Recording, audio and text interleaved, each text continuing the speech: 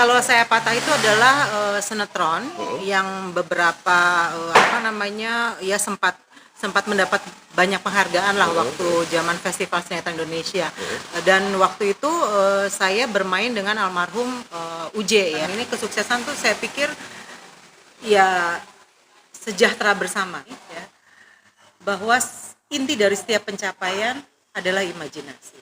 Imajinasi. Yes. Dan imajinasi butuh keberanian. Jadi imajinasi.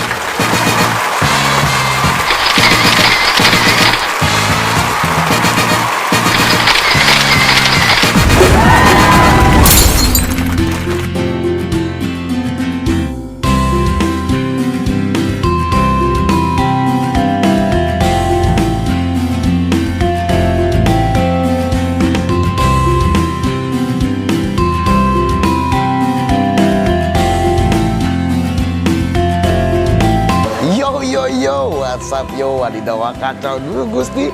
Jumpa lagi dengan saya Bayu Prakoso, Brand Manager Milenial di podcast Papi Bayu. Hari ini kita akan mendatangi mantan artis top tahun 90-an ya, yang sekarang sukses jadi pengusaha. Ikut Papi Bayu yuk. Ratu Tria. Luar biasa. Ada 10.000 orang di sana. Iya, 10.000 orang di sana dan 4.000 orang sana. Siap. Oke, selamat malam, Mbak. Iya, malam. Oke, penonton podcast Papi Bayu, hari ini kita ada di Kopi Ratu ya. Yes. Ini salah satu usaha dari Mbak Ratu Tria. Ini banyak banget usahanya ya, owner dari Pelangi Group, betul ya? Ini juga artis tahun 90-an. Udah ketahuan banget ya umurnya berapa sekarang. Siap. Dulu main Lost Man ya? Iya, sempat dulu di TVRI ya. Di TVRI ya? TVRI. Siap. Itu apa yang bareng apa? Siapa namanya artis-artisnya itu? Kan dulu tuh ada Dewi Yul, betul. Ida Leman, Matias Pucus. Kebetulan saya tuh jadi anaknya Dewi Yul. Jadi Anaknya waktu Dewi Yul. Lost Man yang generasi awal, saya memang itu masih kecil. Nah, kemudian diproduksi kembali oleh Studio 17 Ibu Tati Maliati. Nah, disitulah generasi yang kami anak-anaknya Dewi Yul tuh meneruskan gitu. Oh, jadi yang udah gede-gedenya. Yang Itu udah tahun gede-gedenya. berapa itu, Bu ya? Itu kayaknya kalau yang waktu di TVRI kan sekitar tahun 80-an ya. Nah, pas yang setelah kita remaja tuh itu sekitar tahun 90-an lah. Tahun 90-an. Gitu. Artis top dulu sekelas Nikita Willy, bro.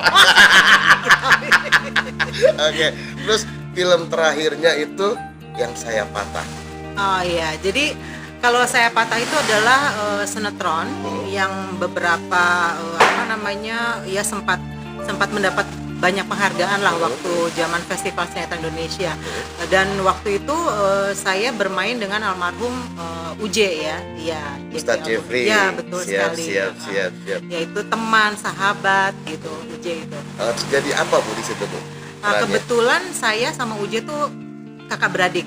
Jadi saya kakaknya Uje gitu ya. Terus Uje itu waktu itu di cerita itu kena pergaulan yang salah gitu, kena narkoba. Kemudian saya berjuang untuk bagaimana caranya mengembalikan kembali adik saya ini menjadi adik yang sehat, yang ceria gitu. Sampai ketemu istrinya itu ya? Nah, itulah ceritanya. Luar biasa. Menang kategori apa aja untuk sinetron itu? Kalau nggak salah aktris terbaik, aktor terbaik, sinetron terbaik kalau nggak salah itu. Pokoknya Baratu kayaknya juga banyak. Iya, kayaknya pokoknya banyak sekali memboyong penghargaan kalau nggak salah itu kayak patah itu. Mantap. Ceritanya. Nah, sekarang kan jadi pengusaha. Yes. Ya kan? Ini IT. Ini IT itu bergeraknya di bidang apanya, Bu? Oke.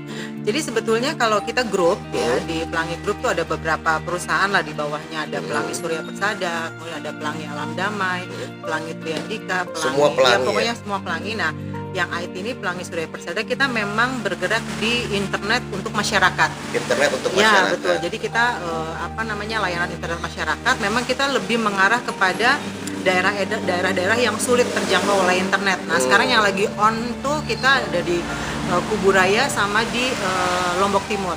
Lombok Timur. Ya. Daerahnya emang sengaja daerah yang Iya, itu pokoknya Sembang. yang belum tersentuh sama teknologi gitu. Betul. Jadi internetnya tuh di sana ya ya blank spot lah istilahnya gitu. Nah itu jadi kami masuk ke sana menyediakan internet untuk masyarakat. Gitu. Oke, siap. Terus tour and travel juga. Yes. Dari tahun berapa? Nah, kalau tour and travel ini di Jogja Oh, nih, di Jogja. di Jogja itu 2004 sampai sekarang. Nah, tour and travel 2004 sampai Itu sekarang. untuk Jogja aja. Ya sebetulnya kalau pelayanan kita untuk seluruh ya ada outbound, ada inbound gitu, artinya ada perjalanan ke luar negeri, kemudian ada domestik juga, mancanegara juga ya, menyediakan segala sesuatu yang berhubungan dengan pariwisata lah gitu. Baru 2 ya kan? Tambang. Banyak katanya. Kalau itu memang sudah berjalan cukup lama, nikel daerah Morowali, kalau itu udah nggak usah dibahas lah ya. Tambang nikel. Itu Luar udah. biasa. Nah ini yang sekarang yang agak mental ya. Kok buka kuliner juga sih, Mbak? Nah, iya.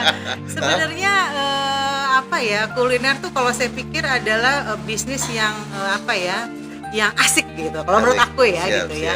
Artinya gimana kita bisa ekspresi dengan misalnya interior gitu ya. Terus kemudian kita berkreasi dengan makanan. Nah, kebetulan kita buka Kopi Ratu ini karena sebelumnya kita juga punya ada satu lain bisnis kita juga, kita punya resort di Bogor. Ada resort juga? Kita punya Kaya banget sih, Mbak. Itu punya anak-anak loh, bukan punya anak-anak lagi. Iya, punya Anak-anaknya punya resort.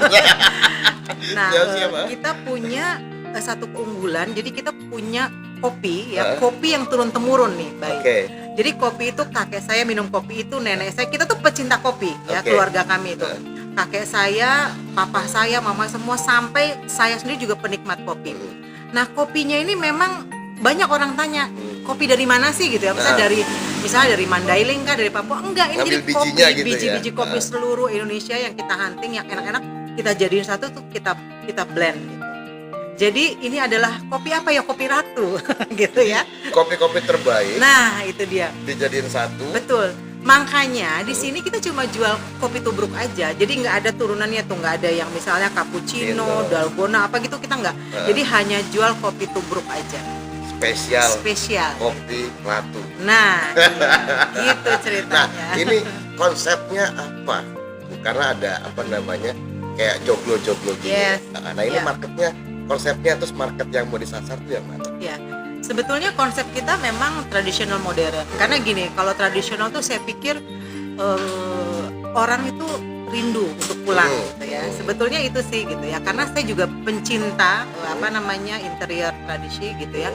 Jadi kalau tradisional tuh kayaknya orang nyaman, berasa di rumah sendiri gitu. Terus kalau modern ya kita memang harus menyesuaikan dengan perkembangan zaman kan gitu. Misalnya kita sesuaikan dengan kita kasih mural-mural gitu. Ini mural juga keluarga kita sendiri yang bikin ya. Terus kemudian dari mulai pilihan makanannya gitu ya, kita mencoba untuk mengcombine lah makanan kekinian sama makanan yang ibu bapak kita juga doyan. Terus kita juga siapin co-working space.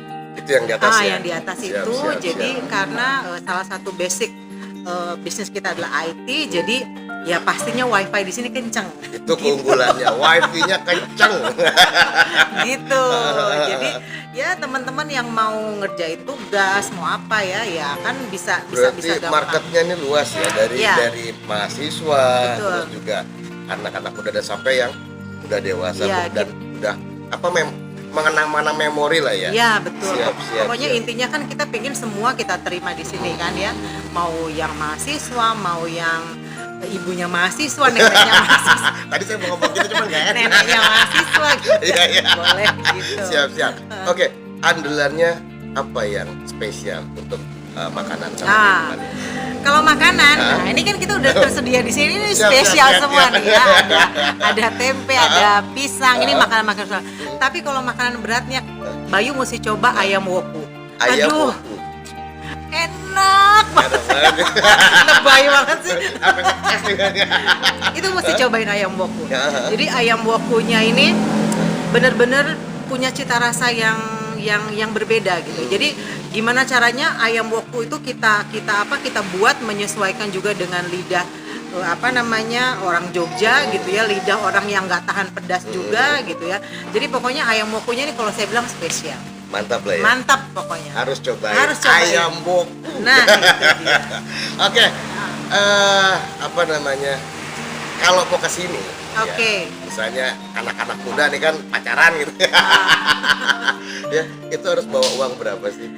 Sebenarnya itu relatif ya. Relatif. Karena di sini saya pikir semua makanan harganya terjangkau. Terjangkau. Gitu. Jadi kayaknya kalau aku bilang range harga tuh ya mahasiswa juga cukuplah kantongnya gitu. Apalagi pesan kopi doang, main internetan lama gitu boleh ya?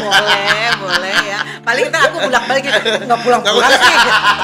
Atau saya gitu, Mas udah habis Mas, minumannya udah aus Nggak gitu, nambah nggak lagi ya. nambah gitu, paling gitu. Iya. Siap. Oke, kita masuk ke agak dalam ya. Bu. Oke. Kenapa berhenti dari dunia entertain? Ya kan? Biasanya kan ya artis yang sudah kena kilatan lampu kamera. Oke. Itu star syndrome-nya. Semoga aku enggak ya. Kan nggak bisa hilang, stres dia Bu kalau kehilangan Oke. itu. Nah, kenapa Mbak milih berhenti dari dunia itu? Sebenarnya kan aku aktif gitu ya di dunia entertain kan sekitar tahun 90-an kan gitu ya.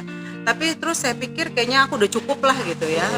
Cukup karena ya aku juga mesti menyiapkan segala sesuatu karena waktu itu terus saya berkeluarga, kemudian dari berkeluarga juga kemudian saya pindah ke beberapa kota gitu ya.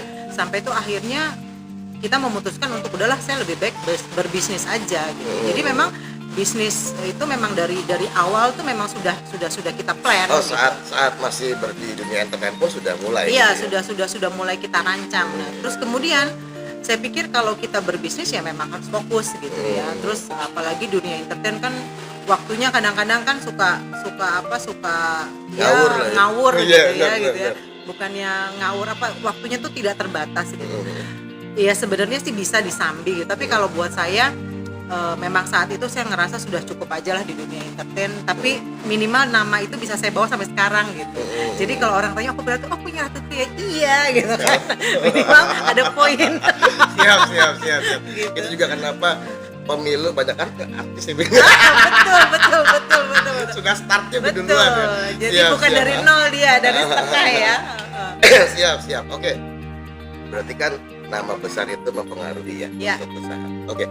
Kesulitannya apa saat berpindah dari entertain yang biasa kan syuting lah apa segala macam, sekarang ini harus ngurusin orang banyak, ngurusin usaha, ketemuin apa yang kesulitan terberat yang dialami Mbak? Sebenarnya kalau aku lihat kesulitan sih nggak terlalu berarti gitu ya, karena kita terbiasa ketemu dengan banyak orang gitu ya, kita terbiasa bekerja dengan banyak orang. Kan kalau kita syuting tuh kita bekerja sama gitu ya, kita nggak mungkin sendiri gitu. Sebetulnya dengan modal itu tuh sebenarnya aku lebih gampang banget nge-grab bisnis gitu. Satu, network minimal kita udah banyak ya kan gitu. Ketemu Mbak Ratu loh. Teman-teman kan banyak di mana-mana gitu ya.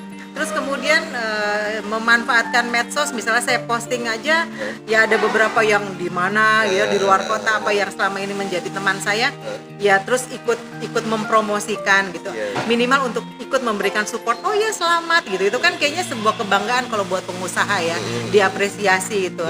Nah, jadi saya pikir kesulitannya nggak berarti, justru malah lebih banyak kemudahannya dari dunia entertain kalau kita mau ke bisnis gitu ya. Artinya kita yang terbiasa ketemu banyak orang gitu, kebiasa hahaha gitu sama orang, itu jadi kalau kita bisnis itu lebih cair kalau menurut saya ya gitu. Jadi modalnya udah enak ya malah gitu. Bener, Jadi bener. pokoknya nggak kenal juga kan, kita kan sok kayak SKSD kan, sok kenal sok deket kan Ya gitu. karena orang udah kenal dulu. Jadi Siap, itu lebih siap. mempermudah kalau aku bilang. Siap. Oke, Mbak, apa arti kesuksesan buat Mbak? Oke. Kalau buat saya saat ini ya, artinya di usia saya yang sekarang ini, kesuksesan tuh saya pikir ya sejahtera bersama. Kalau saya, artinya tingkat level kita dikatakan sejahtera itu, kalau kita udah sukses sejahtera itu ketika di sekeliling kita juga sudah merasakan itu gitu. Artinya seperti apa ya, air gitu ya, mereka berpusat di satu tempat dan itu bersama-sama sejahtera. Saya pikir itu ya, artinya kalau sukses cuma saya sendiri yang sukses, yang lain enggak, buat saya sih ya itu bukan apa-apa gitu. Tapi ketika kita bisa membawa itu dalam pusaran itu ya, sukses bersama, tertawa bersama, senang bersama, buat saya itu sebuah kesuksesan. Kalau buat saya ya. Karyawan-karyawan banyak? Ya banyak, keluarganya juga kan ada gitu ya. Artinya kan itu menjadi amanah kan buat kami kan gitu. Sudah lama-lama ya berarti ya? Rata-rata tuh lama. Gimana tuh? Berarti nyaman lo kerja Mbak Ratu. Soalnya kita udah kayak keluarga lah ya. Walaupun tetap ada batasan, tapi saya pasti memperlakukan staff itu ya sebagai aset. Aset itu kan berarti bagaimana saya harus merawat mereka, ya itu harus seperti keluarga. Jangan karena ngelihat perusahaan itu enak atau enggak, bagus atau enggak, itu kan dari karyawannya. Kalau banyak yang pensiun di situ ya berarti nyaman ya berarti. Mudah-mudahan. Siap. Oke, Mbak, mimpi besarnya Mbak Ratu ke depan apa yang mau dicapai lagi? Apa ya, kalau bicara pencapaian pasti kalau kita bicara kita sebagai manusia pasti kan banyak ya yang ingin dicapai gitu. Tapi sebetulnya kalau saya sih bukan juga merasa udah cukup gitu ya. Tapi mimpi besar saya itu sebetulnya ya bagaimana anak-anak saya, generasi di bawah saya ini ya bisa menjaga apa yang sudah kami perjuangkan dan lakukan ini, sebagaimana kami bisa menjaga saat ini. Itu aja sih sebetulnya. Karena kayaknya udah nggak apa lagi ya gitu ya. Nggak mau bikin Kopi Ratu cabang, berapa cabang? Ya itu pasti, itu pasti. Setiap kota di Indonesia dipasangin semua. Itu pasti ya. Karena bisnis itu kan harus menggurita. Kalau nggak menggurita namanya bukan bisnis, dagang. Siap. Buka warung doang gitu kan. Iya, kalau bisnis memang harus buka jaringan terus. Ya, harus seperti itu. Siap. Ya. Oke, terakhir Mbak Ratu. Ya. Pesan-pesan atau quotes dari Mbak Ratu, mantan artis yang bisa sukses jadi pengusaha. Monggo, silakan. Oke. Sebetulnya ini yang saya yakini ya, bahwa inti dari setiap pencapaian adalah imajinasi. Yes. Dan imajinasi butuh keberanian. Jadi imajinasi dengan keberanian pasti jadi sukses. Luar biasa. Thank you banget. Imajinasi dan keberanian yes. Bisa jadi sukses. Pasti. Luar biasa. Iya, karena kita udah punya gambarannya. Kalau kita nggak berimajinasi, kita nggak punya gambaran, begitu punya duit nggak bisa jadi apa-apa duitnya. Betul. Luar biasa. Thank you banget Mbak Ratu. Sama-sama Bayu udah sampai di sini. Oke, teman-teman penonton podcast Papi Bayu, kalau pengen lihat lagi orang-orang keren, tokoh-tokohnya Jogja yang keren-keren kayak Mbak Ratu Tria, jangan lupa subscribe tombol di sini, terus bunyi loncengnya, lenteng, ya kan? Jumpa lagi di video Papi Bayu berikutnya. Adios, salam olahraga. Terima kasih. Luar biasa. Imagine what is me. Ayo es terbungkus. Apa? Kenapa? Oh, makan. Yang mana nih? Ini ya? Ini. Makan. Siap. Udah hari ini tiga kali komplit. Oh iya. Nah. Kalau doang.